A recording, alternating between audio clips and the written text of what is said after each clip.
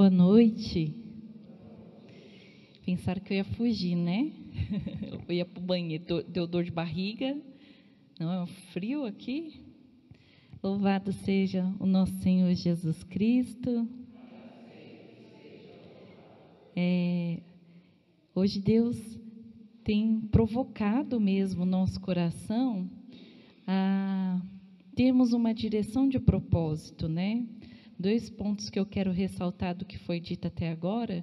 O primeiro é que a moção que você comentou da doutora Filó também veio no meu coração, que muitas coisas são alcançadas através da oração do terço, da reza do terço, e que muitas vezes você está aí perdendo tempo, né? Quanto mais tempo você demorar para começar a rezar o terço todos os dias, na verdade ela pediu um rosário, mas ela é tão generosa que aí com o terço também, somente o terço, você também receberá muitas graças. Então, se esforce. Esses dias eu ouvi um vídeo da irmã Lúcia, né, uma das pastorzinhas que estava lá, e ela diz que muitas vezes a gente não consegue começar e terminar o terço. A sua parte é começar. Se você não conseguir terminar, Nossa Senhora termina para você. Então, se esforce. Comece rezando uma dezena.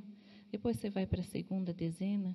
Aí o seu coração, até sua cabeça vai desejando a terceira, a quarta. Quando você vai ver, você já está no rosário. Tá certo? Se esforce. Eu sei que é difícil. Eu visto esse mesmo casaco de dificuldade.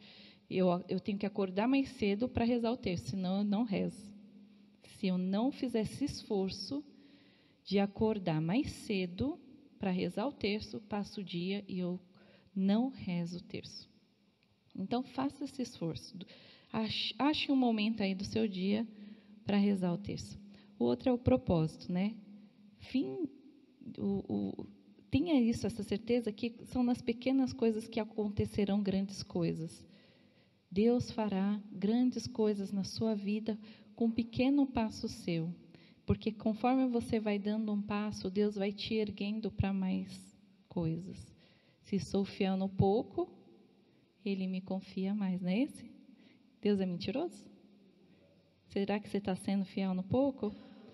Para Ele te confiar mais? Não é julgamento nem acusação, é só uma provocação mesmo, para o seu coração já ir entendendo isso. Eu quero também dizer a vocês que você é predestinado. Já tem ali qual é predefinido o seu destino. Quando você nasceu, Deus já te predestinou a ser santo, você querendo ou não. Eu falo que quando o bebezinho nasce, tem cheirinho de céu, porque vem direto, né? E aí, conforme a gente vai passando o tempo, é que nem toma banho de manhã e não passa desodorante, e passa o dia inteiro no sol de 38 graus. Como que você vai chegar no final do dia? Mal cheiroso, né? Para não falar fedido. Você é assim na vida também. Se você não usar o rinoceronte, eu falo que os bichinhos lá de casa, dá esse rinoceronte aqui, que eu nunca sei se é um dinossauro, se é um rinoceronte, eu falo, dá esse rinoceronte, né? Mas se você não passar o desodorante da fé, das virtudes, você vai chegar no final da vida não cheirando bem. E Deus não aceita quem cheira mal. Não entra, só entra cheiroso no céu. Se você passar o desodorante da fé, das virtudes, e sair por aí perfumando os ares das pessoas, você ficaria do lado de alguém sem desodorante? Eu ia falar desodorizado. Você ficaria? Quando entra alguém no ônibus, esses dias eu quase tive que descer do ônibus. A pessoa comeu alguma coisa com cebola, logo cedo, e ficou aqui. Aquilo foi me embrulhando no estômago. Eu vou ter que descer do ônibus, senão eu vou... E a pessoa, o cheiro impregna na pessoa. Eu falei, meu Deus, vou ter que descer. Tadinha. Ai, meu Deus, eu ofereci uma bala. Eu não tinha bala. Aí, na hora que eu falei, não, vou descer, senão eu vou passar mal. Aí ela desceu. Eu falei, Senhor, obrigada. Faltando 2 pontos para eu descer, mas tá bom. Então, a gente não gosta de ficar perto de quem não cheira bem. Isso não tem nada a ver com rejeição, tá? Mas é natural, é orgânico. Isso a gente não... Mas quem cheira bem, quem tem um perfume, a gente quer saber qual é a marca do perfume que você está usando, não é isso? O meu marido, eu sei quando ele chega de longe, porque não pelo fedor, mas pelo cheiro. Ele gasta um frasco de perfume por mês. Então, eu sei que ele chegou. Na igreja, eu estou sentada de frente para o altar. Aí eu falo assim, Rafa, seu pai chegou. Ela, como você sabe? Eu falei, o cheiro chega antes, que ele é muito perfumado. E aí você tem vontade de ficar perto de alguém assim. É assim também para aqueles que escolheram ser de Deus. Você tem cheiro do céu. Você é uma pessoa agradável. Você fica uma pessoa que as pessoas falam, nossa, eu queria ser amiga daquela pessoa. Né? Nossa, o que aquela pessoa é diferente? Por que ela é assim? Aí você fica curiosa. Não é assim? Quando você vê uma pessoa que aquela ali é diferente. E não é mérito só da pessoa, é ajuda de Deus, é graça de Deus. Porque sozinha a gente não consegue. Então, Deus tem que contribuir com a graça dele para a gente ficar cheirosinho e agradável para as pessoas. Hoje é dia de quem? Santa Rita de Cássia, olha para ela. Olha que linda. Você não ia querer estar perto de uma pessoa assim, minha gente? Você não ia querer pegar na mão? É Santa Terezinha? Eu ainda perguntei para um universitário. E eu não enxergo de longe. Você também está de olho? Ela falou que usa um óculos de 8 graus. Perguntei para a pessoa errada. Eu falei, é Santa Terezinha? Não, eu falei, é Santa Rita de Cássia lá atrás? Mas é tipo ela. Parecida. Faz de conta. Mas é tipo assim, ó, você não ia gostar de estar perto de alguém assim? De falar, esqueci minha amiga. É legal, é bom demais. Então, hoje é o dia de Santa Rita de Cássia. Ela é conhecida como a Santa. E olha que é, viu? E olha que é. Eu em casa, falei, vou estudar sobre ela, tal, isso aqui. Falei, vou fazer um resumo, né, desse estudo. Deu 5 páginas. Eu falei, eu não tenho todo esse tempo para falar dela, que tão maravilhosa que ela é. Aí eu resumi, deu 3 páginas. Mas eu vou tentar resumir aqui para vocês.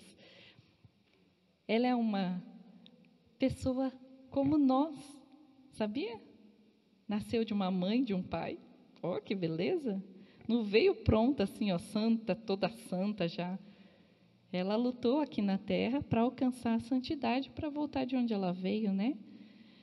E os pais dela já eram casados há 12 anos e não podiam ter filhos, não conseguiam ter filhos.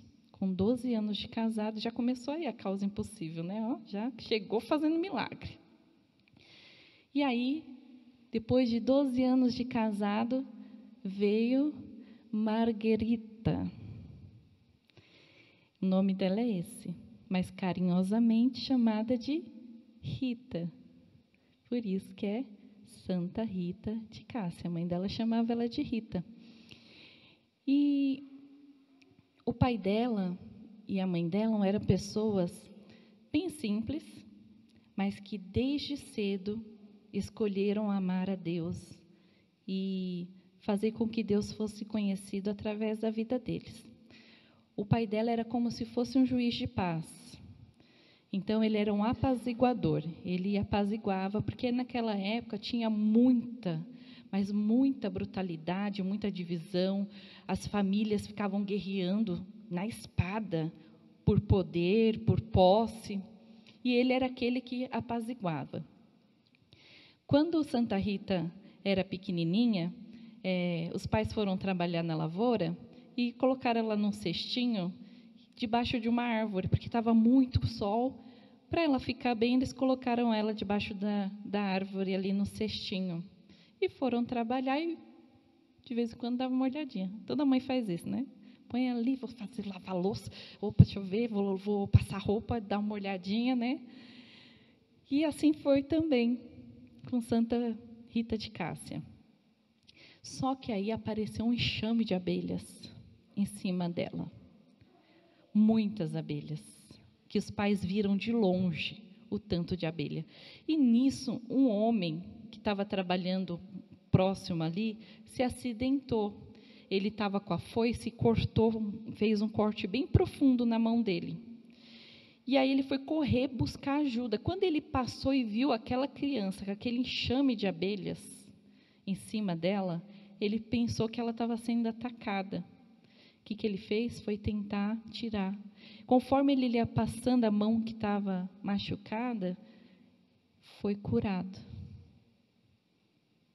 Então, no momento que ele foi proteger a Rita, a mão dele, que estava com um corte bem profundo, foi curada. E ele, quando ele percebeu, as abelhas não estavam atacando. Elas traziam mel e depositavam na boca da bebê. Pegavam mel e depositava na boca. Olha que coisa linda, né? Desde cedo, já com ares de santidade. E foi assim, a vida dela, dentro da humildade, dentro do coração dela já tinha esse desejo de ser completamente de Deus. De ser de Deus. Mas todos ali em volta dela percebiam que ela era diferente. Que o natural dela era ser uma pessoa de coração bondoso, doce. E uma vez ela pediu para o pai dela se ele podia arranjar um lugar na casa para ser o cantinho dela de oração. E aí tinha um quartinho no fundo que eles mal usavam, e falou: faz aqui o seu quarto de oração. E aí, naquele lugar, ela se trancava e ficava horas e horas em meditação e contemplando a Santa Cruz, Jesus crucificado, horas de contemplação. E eles contam que naquele quarto as pessoas que entravam sentiam os ares do amor de Deus. Ali já era um lugar de oração. Mas ela foi crescendo. Eu vou vendo aqui para eu não falar demais e sair da linha do raciocínio, né? Ela nasceu lá em 1381. Ela estudava numa escola, num colégio religioso, com as monjas agostinianas. E então ela já tinha essa intimidade, né, com Deus, através também do que era ensinado para ela. Os pais faziam questão de catequizá-la em casa. E ela tinha, grava isso que eu vou falar no coração de vocês, grava bem, ela tinha 3 amigos do céu, 3 protetores. Você tem um santo de devoção? Quantos? Uns 3 também? Fala aí, no 3 eu quero saber o nome, tá? 1, 2, 3.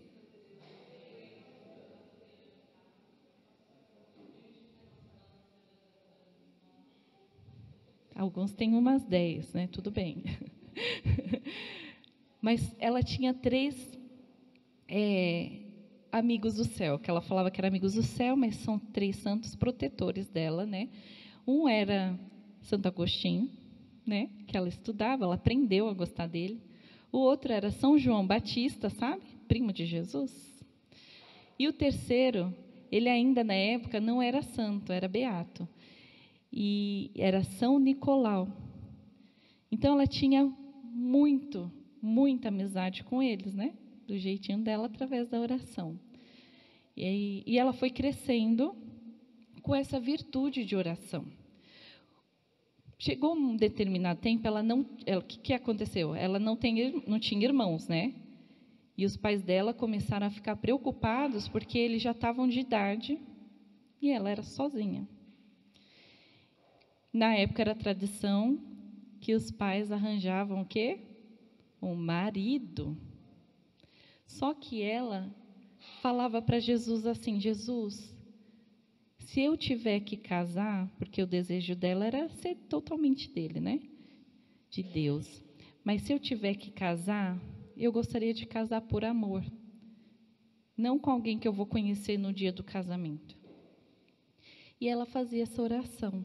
Um dia ela foi no mercado, e aí ela viu um rapaz salvando uma criança de um acontecimento que teve, não entraram no detalhe, mas aconteceu alguma coisa no supermercado e esse rapaz salvou. E ela ficou toda encantada com esse rapaz, mas guardou no coração e foi para casa. Um dia ela foi na casa de uma amiga e viu o rapaz e reconheceu que era o do mercado. Aí a menina falou assim, a amiga dela, esse aí é o Paulo, ou Paolo, né, que era na Itália. E ela sabia. E o pai dela chegou em casa e falou assim, filha, arranjei um esposo para você, já está combinado. E ela ficou, poxa vida. Bom, ela era obediente em todos os sentidos, inclusive em aceitar até o que ela não queria. E aí ela aceitou, quando ela foi conhecer quem era? Era o Paulo. Que legal, né? Romântico. Então, Deus escuta a oração dela, né? Em todo momento, e vocês vão perceber que no decorrer da vida dela, a oração dela, mesmo as mais difíceis, todas eram escutadas. E aí, chegou o casamento. Já ouviram aquele ditado, quem vê olhos não vê o coração, é isso? Quem vê cara não vê coração. Literalmente foi isso que aconteceu. O Paulo era lindo, parecia ser um cara gente boa, de família, de posses. Mas o pai dela nem pensou nessa questão, pensou na proteção. Porque como eles já estavam de idade, ela teria que ficar protegida. Então, nada melhor que escolher um bom marido. Mas aí o ditado, quem vê cara não vê coração. Casaram-se, passaram os dias tudo bem, mas depois o Paulo mostrou quem ele era. E ela começou a sofrer violência doméstica.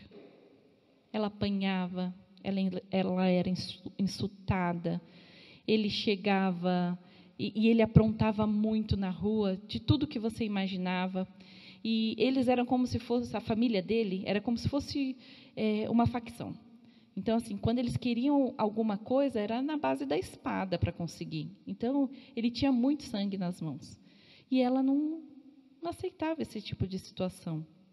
Então, o que ela começou a fazer? A rezar, a orar, pedindo para Deus alcançar o coração dele. E tudo isso foi no silêncio. Eu fui lendo a história dela, e algumas coisas que ela aguentou no silêncio, na oração, eu falava, mas que eu ia colocar 1 quilo de sal na comida dele, eu ia. Não pensei em chumbinho. Mas que eu ia responder se ele falasse assim comigo. Né? A gente acaba, daí eu vou vendo o quanto eu estou longe da santidade, tem que correr atrás, né? Mas ela sempre colocando ele em oração, porque ela queria que ele também conhecesse o Deus que ela conhecia e amava. E ele era conhecido, ele era tão bravo, que ele era conhecido como que era? Leão orgulhoso, por conta do temperamento dele. Né? E a família dele era terrível mesmo. Era tudo na base da faca, da espada. Então, se eles queriam fechar um negócio e sabia que tinha outra pessoa interessada naquele negócio que ele queria, eles iam lá e mandavam matar. Ou eles mesmos, ele mandava esse filho dele matar. Então, entre eles já tinham esses temperamentos bem alterados, né? E aconteceu que ela, através da oração, foi conquistando ele para Deus. Eles tiveram filhos, 2 meninos gêmeos, e foi a maior felicidade. Isso também contribuiu para ele melhorando o temperamento. Mas já ouviram aquele ditado? Hoje eu estou cheia de ditado, né? Me diga com quem andas, que eu te direi quem tu és. Os filhos conviviam com a família do pai. E aprendiam o quê? As coisas ruins. Por mais que a mãe estivesse ali ensinando o que era bom, eles tinham essa convivência com a família do pai e foram aprendendo as coisas difíceis, as coisas ruins, que ela não queria que aprendesse. E o marido se converteu. E estava num momento assim que reinava paz no lar, porque o marido começou a amar a Deus, largou os negócios do pai, foi viver com ela em plena alegria do matrimônio. Só que, mais um ditado,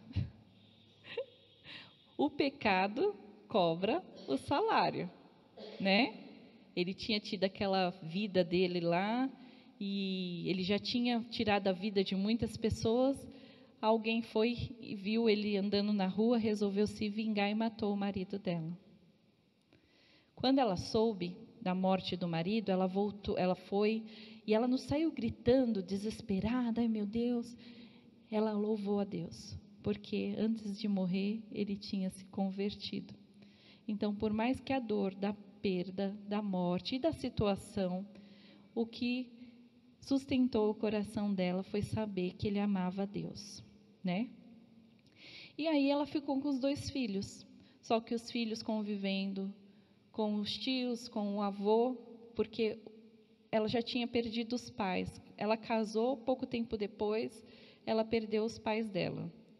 Aí perdeu o esposo e os filhos começaram a respirar vingança. Eles queriam matar os pais. Os pais não, queriam matar as pessoas que mataram o pai deles, né? E começaram a se preparar, a aprender a lutar, a aprender a usar a espada. E ela começou a orar. E um dia ela orou a Deus e falou assim: Senhor, que se for para eles perderem a alma deles se vingando, eu prefiro que o Senhor os recolha, que o Senhor os leve. Para uma mãe fazer uma oração dessa, né? Eu prefiro que o Senhor os recolha. Passado um tempo, tinha uma peste na cidade, assim como aconteceu com o Covid, certo? Para vocês terem, para contextualizar. Então, aconteceu de ter uma peste na cidade, e os filhos dela contraíram, e os 2 faleceram. Mas antes de falecer, no leito da morte, já lá no finzinho da vida, eles falaram para a mãe que perdoavam aqueles que tinham matado o pai deles, e pediram perdão para ela. E ali também se converteram a Deus, nesse leito de morte. O que acontece com ela? Sozinha. Já tinha perdido os pais, o marido e os 2 filhos. Pensa a dor dessa mulher. Pensa a dor. Muitos podem olhar para ela e falar assim: nossa, nessa daí que rezava, né? Nessa daí que confiava em Deus, toma. Ai, o que dá ficar só rezando, né? Não sei se vocês já ouviram isso, mas já aconteceu comigo. Ué, você não reza tanto e está acontecendo isso na sua vida? Já aconteceu. Mas eu vou te falar uma coisa. Jesus vem ensinar o quê? Que depois da cruz tem a vitória. E ela acreditava piamente que não importa o que ela sofresse, o que ela passasse, a causa dela era buscar obedecer a Deus e amar a Deus acima de todas as coisas. E nessa solidão, ela achou um lugar numa montanha para orar. Quando ela subiu nessa montanha para orar, em um determinado dia, 3 amigos apareceram. Alguém sabe quem são os amigos? Hã? Ah, quase. Lembra dos amigos dela do céu? Santo Agostinho, São João e São Nicolau apareceram. E aí, eu já pulei uma parte, mas eu vou contextualizar. Ela, nessa solidão, nesse momento de tristeza, ela falou: agora é a hora de eu realizar o meu sonho, que era ser freira. Não tem mais nada aqui que me segure, né? Perdi tudo, mas Deus ganhou. Então, ela tentou entrar. Só que ninguém queria aceitar ela. A monja não aceitava ela no mosteiro, Porque, sabe por quê? Porque tinha medo da família do marido dela. Falou assim, não, se você entrar, eles vão vir aqui fazer alguma coisa. Então, as pessoas que mataram seu marido vão querer vir aqui se vingar ou fazer alguma coisa com você. Então, eles rejeitavam ela. Já aconteceu isso? De você ser julgada por causa dos outros? Por causa de alguém da sua família? Uma vez, eu estava num lugar e eu tinha acabado de conhecer uma pessoa. Eu já conhecia de vista. Aí ela começou a falar de uma pessoa para mim. E começou a falar. E ela falando mal da pessoa. Nossa, deve ter sido criada com não sei com quê, que não sei o quê. E falando. E eu só escutando. Aí o Tiago, meu marido, passou e falou assim, Sheila, fala para ela quem é essa pessoa. Aí essa pessoa é da minha família. Aí a pessoa regalou um olho. Eu falei, mas eu não sou ela. Eu rezo por ela. Eu sei de tudo isso que você está me falando. Eu só estava escutando, mas eu já sei de toda essa história dela. Para vocês terem noção, eu chegava nos lugares na escola, em determinado lugar da escola, para sentar, para conversar. Aí tinha umas pessoas que falavam assim, não, Sheila, senta aqui, pode sentar aqui. Não, Sheila, você quer alguma coisa? Isso aqui? E aí eu achava estranho. Aí eu fui um dia perguntar e falei, eu sei de quem você é parente. E eu falava, meu Deus, eu não quero nada disso. E sempre orando para a pessoa. Então, muitas vezes, você é julgada, ou você é tratada, ou bem tratada, ou maltratada, por causa de outra pessoa, né? E aí, aconteceu com ela, e ela foi rejeitada 3 vezes no mosteiro, por conta disso.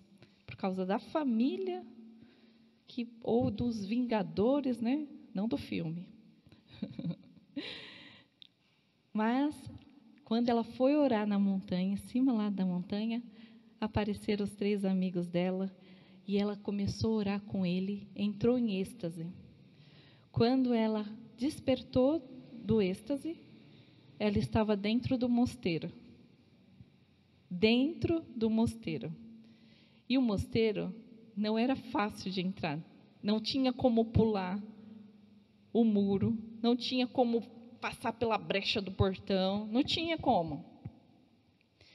Quando as irmãs desceram e encontraram ela lá rezando, levaram um susto, perguntaram como que ela entrou, ela explicou e elas só aceitaram ela na hora. Falou, não tinha como ela entrar aqui se não fosse dessa forma que ela está falando. E a partir daquele momento, ela virou, né? Começou ali a caminhada como noviça para ser uma monja. E nessa caminhada não é fácil. A superior dela, para testar se ela tinha mesmo o chamado para ser, né, freira, ela deu a tarefa dela regar um tronco seco, um galho seco, sabe? Falou, a sua tarefa é a limpeza do mosteiro e também regar o jardim, mas em especial aquele galho seco. E ela cumpriu com obediência. Todos os dias ela ia lá e regava esse galho seco. E aí esse galho existe até hoje. Ela nasceu em 1381 e o galho virou uma árvore com frutos e existe até hoje. Se você for lá no mosteiro, está lá. Vou resumir mais um pouco a história, depois vocês procuram para pegar os detalhes, que é lindo. E ela amava contemplar Jesus crucificado. Sempre que você procurava ela, qualquer pessoa procurava ela estava contemplando Jesus. E um dia, ela nessa contemplação, olhando para Jesus na cruz, ela falou, eu queria muito, na minha carne, compartilhar com o Senhor as dores que o Senhor sentiu na cruz.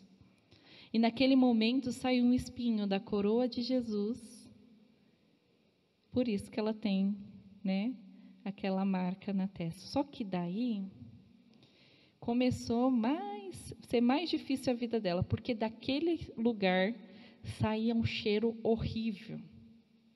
Horrível. Ao ponto da superior dela trancar ela num quarto e falar: ninguém vai lá. E ela ficou muito tempo naquele quarto, sozinha. E levavam a comida, tal. Mas aí teve uma época que iam canonizar São Nicolau, lá na Itália. E ela queria participar da peregrinação. E ela pediu para Jesus. E naquela semana que ia acontecer a peregrinação, a ferida fechou. E a ferida era bem profunda. E fechou. E ela conseguiu ir ver a canonização do amigo dela do céu, São Nicolau, de Tolentino. E detalhe, agora serve de novo, me diga com quem andas, que eu te direi quem tu és. Ele também era da ordem dos agostinhos, né? Então, ele também era irmão da mesma congregação, da mesma ordem. E no final eu conto mais uma coisa que eles têm parecido. E aí, quando ela foi na peregrinação, ficou tudo bem, foi lá na canonização, estava sem. Quando ela voltou o estigma. E o mesmo cheiro forte. Mas daí para frente ela ficou acamada, ela quase não saía do quarto. Mas, resumindo mais uma vez, no dia que Deus recolheu ela, momentos antes, quando ela já estava para partir, aconteceram algumas coisas, né? Uma das irmãs que tinha um dos braços deficiente foi tentar acudir ela, porque ela já estava para morrer, foi tentar acudir. Quando ela foi tentar acudir, o braço curou. Aquele braço que era deficiente, curou. Apareceu um enxame de abelhas naquele lugar.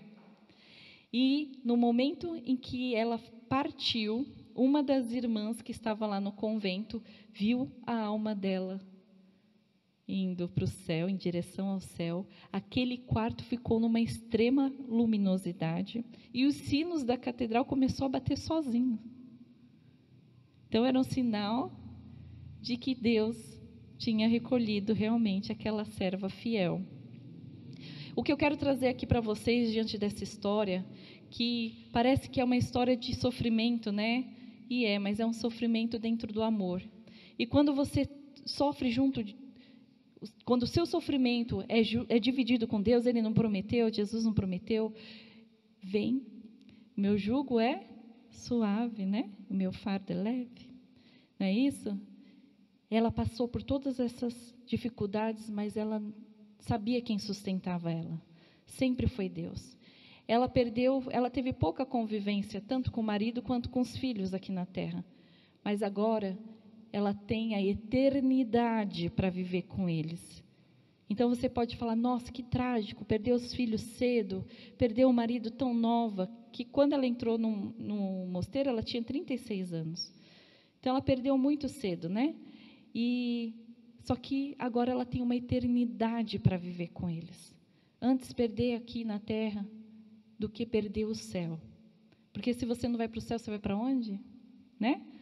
Então, que adianta ganhar o mundo inteiro, mas vir a perder a vida eterna? Essa mulher, no momento da morte, também fechou o estigma e virou uma mancha vermelha na testa dela e saiu um perfume. E ela foi lá, colocada dentro de um caixão, eu não lembro agora o nome da madeira, né? E foi colocada lá. E na igreja, como as pessoas iam muito atrás dela, porque esse tempo que ela ficou no mosteiro, ela realizava muitas orações, acontecia muitas coisas na vida das pessoas através da oração dela, então as pessoas iam lá visitá-la. E quando aconteceu dela ser colocada dentro desse caixão, pegou fogo no lugar, o caixão foi consumido. Quando foram encontrar ela estava intacta de corpo inteiro, não tinha acontecido nada, o caixão foi consumido, mas ela estava inteira, plena, com a mancha e o cheiro do perfume dela. Normalmente passa 4 dias de alguém morto, você já imagina? Mas ela morreu em 1457. Se você for lá na Itália, na Catedral Nova, que depois pegou fogo, eles fizeram uma nova, o corpo dela está lá intacto. É como se ela estivesse dormindo. Então, quando a gente anda junto com Deus, as coisas que parece para as pessoas que são mais difíceis, impossíveis de acontecer, com Deus fica mais leve, porque Ele não prometeu imunidade, Ele não falou, anda comigo que eu vou te dar imunidade. Ele falou, anda comigo que eu vou estar com você. Estarei convosco até o fim dos tempos. Estarei contigo. E ela, crendo nisso, permaneceu. Se vocês quiserem também um dia ver o corpo do amigo dela, São Nicolau, também está intacto. Imagina, a pessoa morreu há mais de uma década, muito mais, né? Oxe, muito, quase 600 anos. E está lá o corpo intacto. Então, quando a gente anda com Deus, todas as coisas impossíveis passam a ser possíveis. Algumas frases de Santa Rita, durante a vida dela: nada é impossível para Deus, era isso que a mantinha. Perdoar é a maior prova de amor que podemos oferecer a Deus. Então, quando você oferece um perdão a alguém, esse também é um oferecimento a Deus. Não temo a dor quando é por amor a Cristo. E a flor que brotou da minha ferida é sinal do teu amor, Senhor.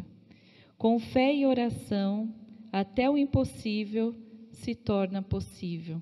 Então, eu queria que seu coração agora, apoiado nessa fé, por isso que a gente fala, leia, conheça a vida dos santos, porque a gente fala, é possível.